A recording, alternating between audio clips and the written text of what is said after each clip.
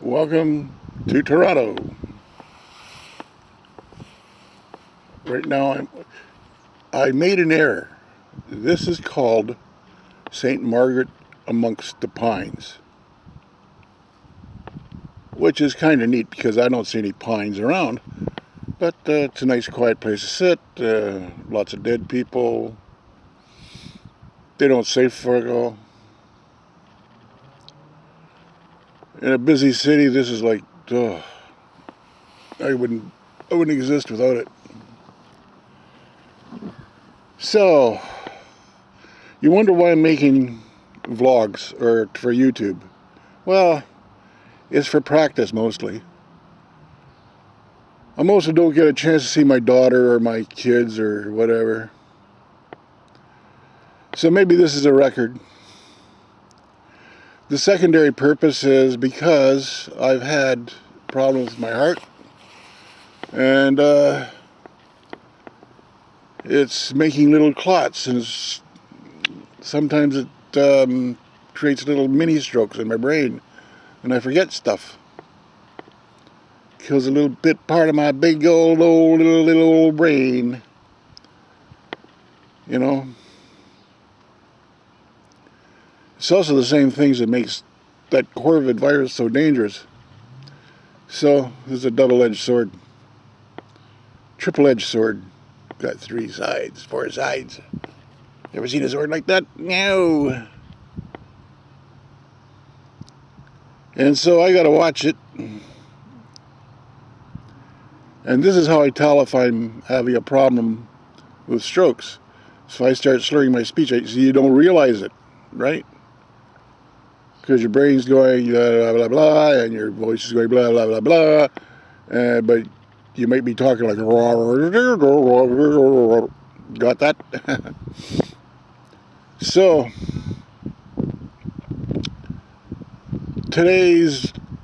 yesterday's blog, the day before blog was intro. Second day's blog was the most pathetic eulogy I've ever made about Augusta. And today's blog is about how I survived COVID. Well, not how I did it. I had some help. Oh, holy shit. I think talking to my friend Doug Pasco helped. Because, see, I'm stuck here all alone.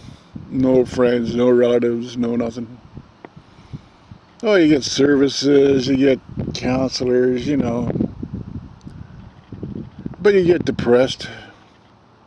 And that CAMH is like total BS, man. I've been on their wait list since 2006.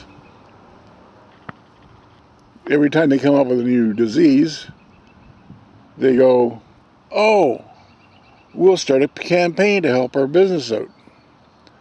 Their businesses, they don't do bugger all. And then when you do get help with depression, magically they don't have enough staff. You know, it's like going to a car lot, trying to buy a car with no friggin' salesman, no mechanics, no cars. So that's basically CAMH. It's all wind. Somebody's making money off of it. They got a brand new facility down there. Anyways, so Doug, well, I've known him since,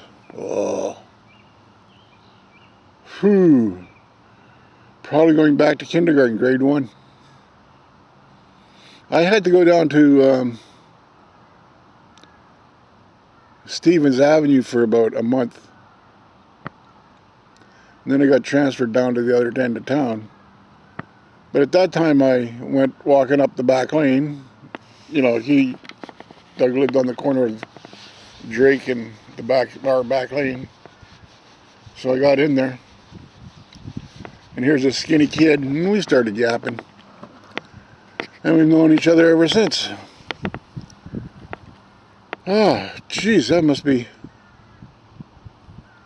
holy cripes, 60 years ago? 65 years ago? Man, it goes fast. Meanwhile, he's had a whole family that grew up and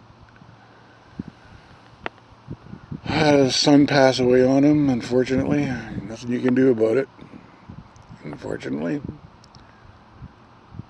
He got married, I didn't. I lived with somebody, had a kid, and she's off somewhere. She's mad at me. So what are you going to do, eh? This is another way of, if they ever do get around to remembering me, this is a record, right? So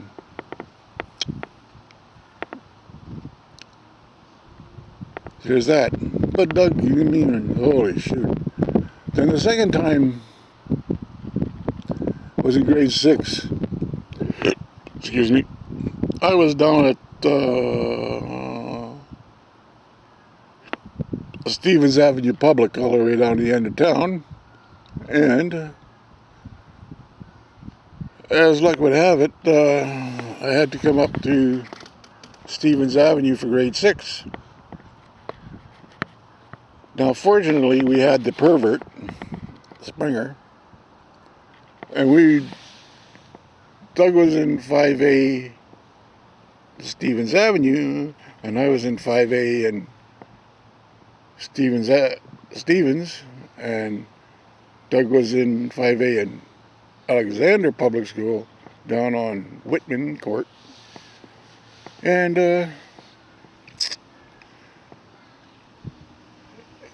pedophile, here's an interesting thing, pedophiles are very selective. Okay? Like, they are really selective. And the way he picked them out is if your parents went to the Parents Teachers Association, parents teachers, he knew that you wouldn't make a good target. He picked the kids for his class in 6A because he was in the rec hall, and we could work as magic alone, I guess. He was in, his class was in 6A in the rec hall. And he promoted the kids whose parents didn't go to the Parents Teachers Association. Unfortunately, my parents and Doug's parents went to every friggin' teacher's meeting there ever was. So, like, we were shifted down to Mrs. Bacon's class, so we were sitting at the back. Shooting. It was the first year. Anyways, we were sitting in the back of her class. Grade 6B. And, like, I don't know. Me and him were just, we're badasses. It's not badass, you know. Just, you know. Anyway, so we started filling up that was the first year that Schaefer brought out the tubes, the ink fountain, the water with the pens. Like, the big pen was still about a year away, so we went and got 8 pens, but they didn't have the fountain pens anymore. They had the cartridge pens with cartridge inks. And if you take out the ends on each cartridge, you got yourself a handy dandy little pea shooter. And we used to get lots of little spitballs and see if we could hit the. We had hanging lamps like this, like they hung upside down. They were like big bowls, and they worked really good. And so me and Doug would be sitting in the back. And, see if we could get them into the bowl, and spitballing on our friends, Oh, well, you know what spitball means? That's what it means. So, that was Bacon's class. And then we went up to grade 8, And for some strange reason, I made it to 8A. He was into 8B, but he was in 8A math. Go figure. So he had to go through Mrs. Bacon. No, Mrs. Oh, there was another lady. This is why I've got to check. I forget who it was. So we were in grade 8A. So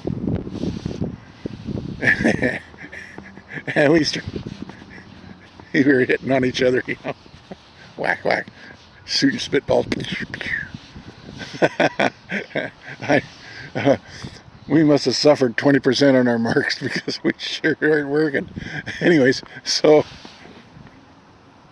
oh, Mrs. James, that's what's it. Yeah, Mrs. James, yes. So in Mrs. James' class, it was the first time, and I think the only time. No, I was strapped twice. We got the strap for fighting. Sitting at the back of James's class. And this was in a tough little neighborhood too. It had Wayne Ferguson and Lionel Crucier, and they were always getting the strap, you know. But me and Doug, we earned the strap just for stupid slapping around.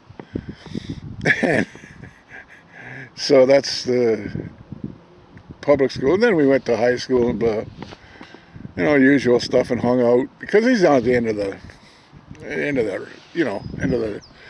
alleyway, the back lane. So we get together and do dope downstairs with Jimmy Palmer and Jimmy Johnson and them. Not too much. It wasn't like drug abuse like you got down here. It was just recreational shit. I'm doing this by hand, eh?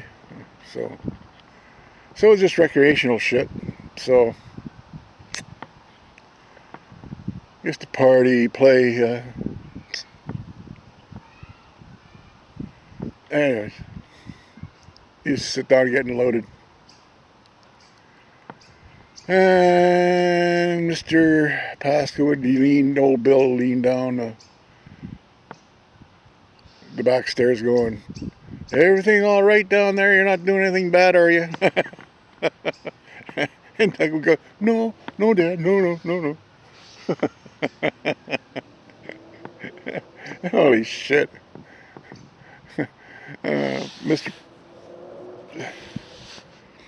Palmer was Mr. Palmer's, Jack Palmer's son, and he was a wigged white hat in the mill, and holy shit. I mean, anyways, yeah, poor old Dougie. Well, we go back a long ways, and we went hunting and fishing sometimes. Yeah, because, you know, everything's the same, eh, for a kid there. So that was it. That was the story behind that one. So that's Dougie. So we go back 60 years. Holy shit. So to get out of the doldrums, I talked to him for a bit, and it started to work. I gotta admit it worked. Because I was feeling pretty suicidal up to then.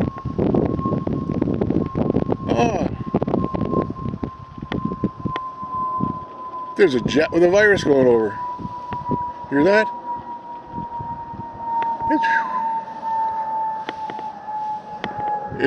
Excuse me, I gotta lean back and see. Oh, that's the buy. It's one of them cannabis, newfangled, one of the last of the jets, the Canadair jets. It was a whistling away. I used to like that in my flight simulator. Oh, they were nice little jets. Anyway, so me and Doug moved back 60 years, and to get through this virus, you need old friends like that just to get your freaking head in gear. Because, oh, damn. You take care, and remember, it's just not just wearing a mask and carrying a hair gene. You got to talk to your old friends, and well, I'll tell you about Doug and the gun. Oh.